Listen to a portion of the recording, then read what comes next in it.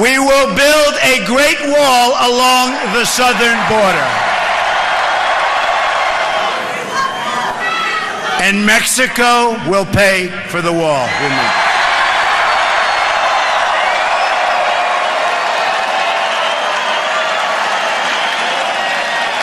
100%.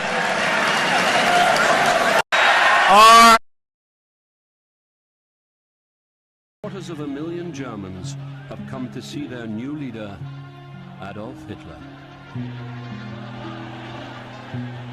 The misery of our people is horrible to behold. Unemployment must be overcome. People of Germany, give us 4 years, and may God Almighty give our work His blessing. 1930.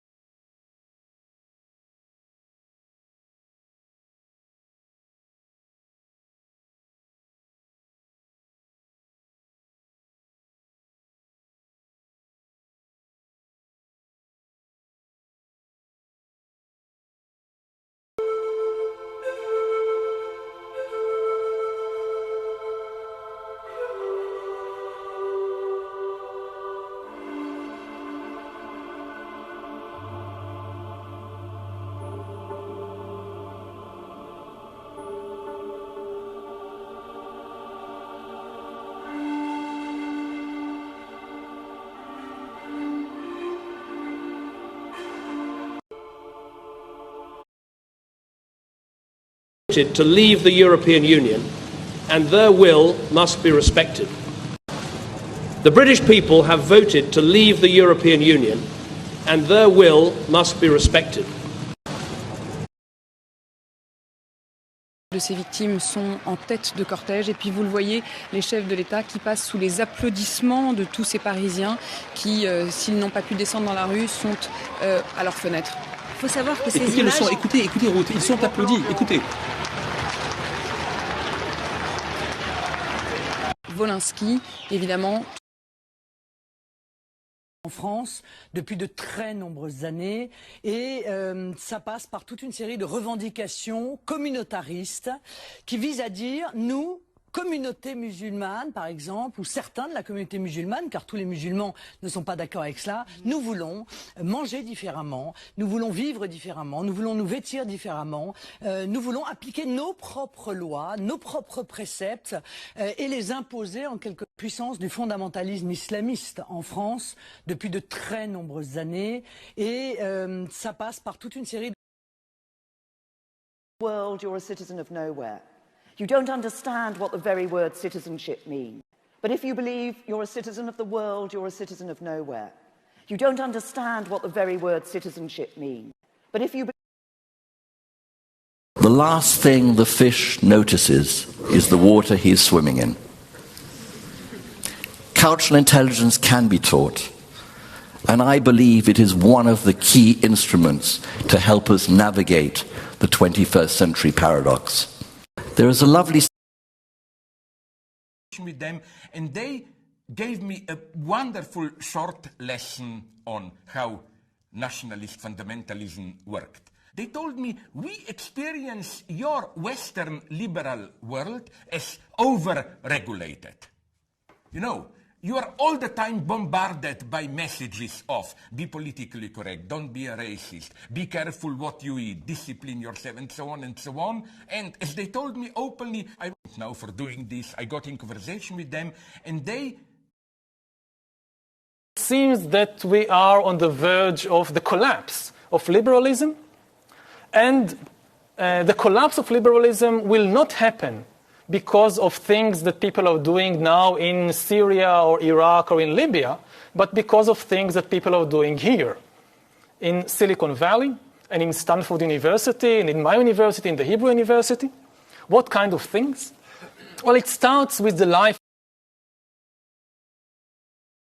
Clearly, through his words and actions and the type of people who turns up his rallies, represents people who are not the upper middle class educated. Yeah. There's a fear of seeming to be associated in any way with that, a social fear that lowers, and because he so clearly network of unwritten rules how politics works and how you build consensus. Trump disturbed this. And if Trump wins, both big parties, Republicans and Democrats, would have to return to basics, rethink themselves, and maybe some things can happen there. That's my desperate, very desperate hope. There is political debate. You might wonder where this strain of anti-intellectualism came from. If you were listening to today's political debate,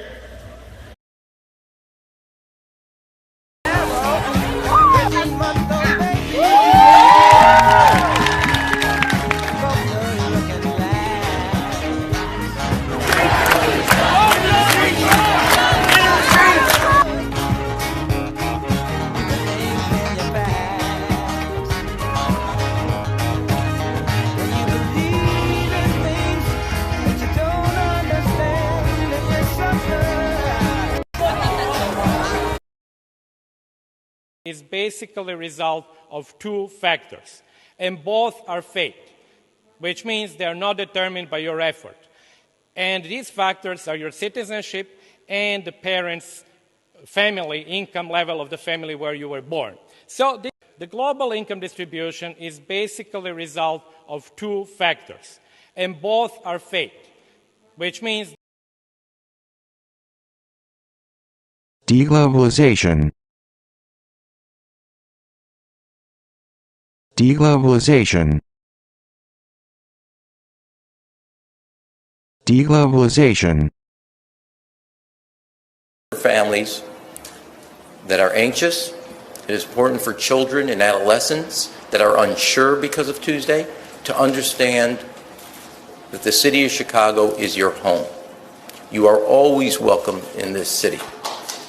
Always. To be clear about what Chicago is, it always will be a sanctuary city. It is important.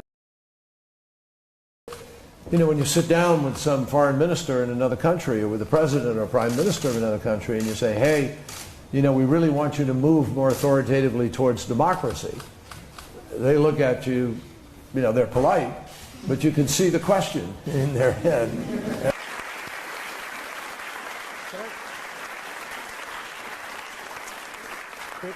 The way it's